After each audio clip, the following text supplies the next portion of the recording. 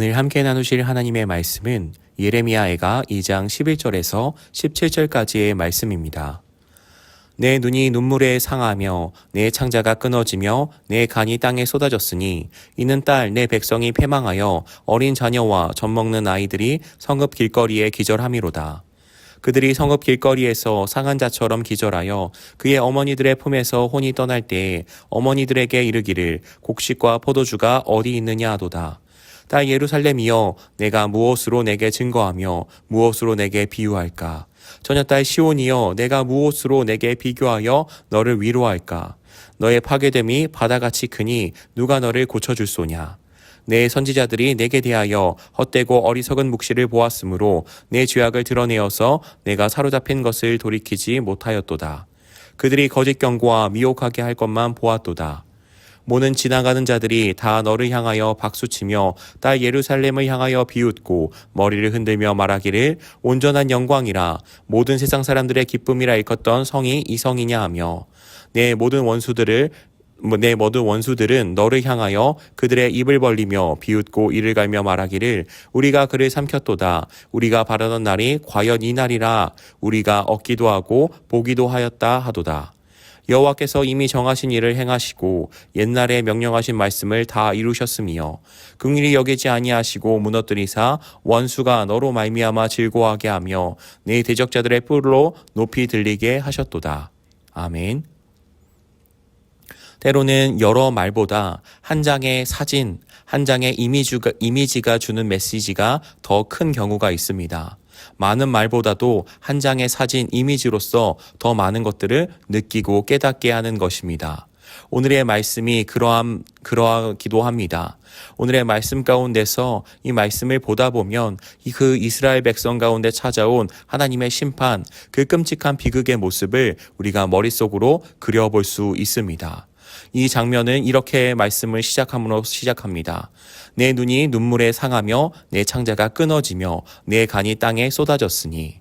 이 말씀은 오늘날 우리로 치면 애간장이 다 녹았다라는 뜻입니다. 우리의 마음의 애간장이 다 녹았는데 그 이유는 그러합니다. 바로 그 땅, 그 백성이 패망하여서 어린 자녀와 젖먹은 아이들이 성읍 길거리에서 버려진 채 기절하여 있다라고 말씀합니다.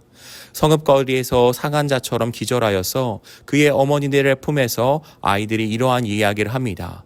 죽어가면서 하는 메시지는 어머니들에게 이렇게 말합니다. 곡식과 포도주가 어디 있습니까? 라고 묻는 것입니다. 물론 아이들이 곡식과 혹은 포도주를 먹는 것은 아닙니다. 그러나 곡식과 포도주를 이야기하는 것은 이 음식들은 오래 저장할 수 있는 음식들을 상징합니다. 그들 가운데 그들의 집에 먹을 것이 하나도 남지 않는 비참한 상황을 이야기하는 것입니다. 우리의 먹을 것이 어디 있습니까? 우리가 갖고 있는 음식이 어디 있습니까? 라고 어머니들에게 말하며 서서히 죽어가는 것입니다. 이처럼 죽어가는 장면을 묘사하는 것을 통하여서 이스라엘 백성 가운데 찾아온 비극의 모습을 더욱더 분명하게, 더욱더 끔찍하게 묘사해주고 있는 것입니다. 이러한 장면을 통하여서 이스라엘 백성이 마주한 고난은 바로 기근의 형태인 것을 우리가 확인할 수 있습니다. 먼저는 우리가 말씀 가운데서 살펴보는 것처럼 육적인 기근이 이스라엘 백성 가운데 찾아왔습니다. 그 어린 아이들이 굶어 죽어가고 있는 것입니다. 먹을 것이 없어서 이 백성들과 어린 아이들이 서서히 굶어 죽어가고 있는 것입니다. 이스라엘이 마주한 고난의 모습은 이처럼 육적인 기근의 모습으로 나타납니다. 그들 가운데 하나님의 심판으로서 육적인 먹을 것이 없어서 서서히 죽어가는 것입니다. 두 번째 기근의 모습은 바로 영적인 기근의 모습입니다. 오늘 14절 말씀은 이렇게 말씀합니다. 내 선지자들이 내게 대하여 헛되고 어리석은 묵시를 보았으므로 내 죄악을 드러내어서 내가 사로잡힌 것을 돌이키지 못하였도다. 그들이 거짓 경고와 미혹하게 할 것만 보았도다. 아멘.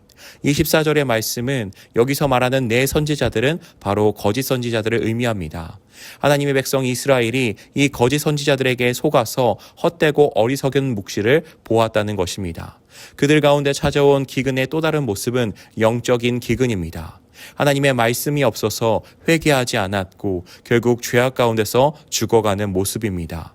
하나님의 말씀을 통하여서 영적인 생명이 채워지며 하나님과의 올바른 관계가 놓이며 하나님께로 돌아가는 것으로 말미암아 하나님께서 주시는 그 모든 생명과 풍요와 은혜를 누려야 하는데 그렇지 못하였습니다. 영적인 기근으로 말미암아 그들은 여전히 죄악 속에 들어져 있으며 죄악을 벗어나지 못하여서 죄악 가운데 사로잡혀 서서히 영적으로나 육적으로나 죽어가는 모습을 말씀하는 것입니다. 이처럼 영적인 기근의 모습은 회개를 통하여 영적인 기근의 모습은 우리가 올바른 말씀이 필요하다라는 사실을 느끼게 합니다.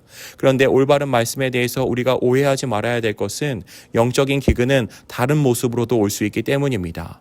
오늘날 우리는 수많은 말씀의 홍수 속에서 살아갑니다. 수많은 사람들이 있고 수많은 말씀을 선포합니다. 그 가운데는 분명 회개를 선포하는 메시지들이 있습니다. 그러나 회개를 선포하는 메시지들이 다 우리에게 영적인 생명을 주는 것은 아닙니다. 회개하라 회개하라 말은 하지만 예수님이 주라고 말은 하지만 정작 예수님이 누구신지 무엇을 원하신지 오늘날 우리 가운데 무엇을 말씀하시는지를 성경을 통하여서가 아니라 그저 시대적인 분위기와 자신의 생각과 어떠한 그 영적인 감각으로서 만들어내는 수많은 허황된 말들이 오늘날 우리 가운데 많이 노출되어 있습니다. 우리는 그런 것 가운데 많이 노출되어 있습니다. 그런 것으로 말미암아 우리의 영이 건강해지는 것이 아니라 혼탁해지는 경험도 하게 됩니다. 우리가 분별해야 될 것은 말씀입니다. 우리가 붙들어야 될 것도 말씀입니다. 하나님의 말씀을 근거하지 않는 그 말씀을 올바르게 해석하지 않는 그 말씀을 따라 올바르게 살아가지 않는 그러한 것들은 어떠한 모양일지라도 결국에는 영적인 기근으로 이어지는 것입니다. 이 육적인 기근과 영적인 기근으로 말미암아 이스라엘의 대적들이 그들을 조롱합니다. 모든 지나가는 사람들이 박수를 치며 비웃고 머리를 흔들며 말합니다. 온전한 영광을 자랑했던 모든 세상 사람들의 기쁨이라 말하였던 예루살렘 성이 과연 이 성이냐 하며 이 예루살렘 성과 그 성 안에 있는 공동체를 조롱하고 비웃습니다.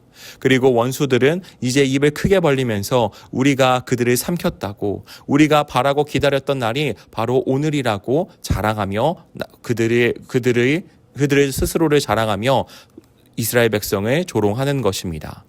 이러한 상황 가운데서 이 모든 것들이 하나님 앞에서의 끔찍한 심판이요 비극이라는 사실을 기억하면서 우리가 잊지 말아야 될 것은 이 모두가 하나님 밖에서 일어난 일이 아니라 하나님께서 이미 정하신 일이라는 것을 기억하는 것이 중요합니다.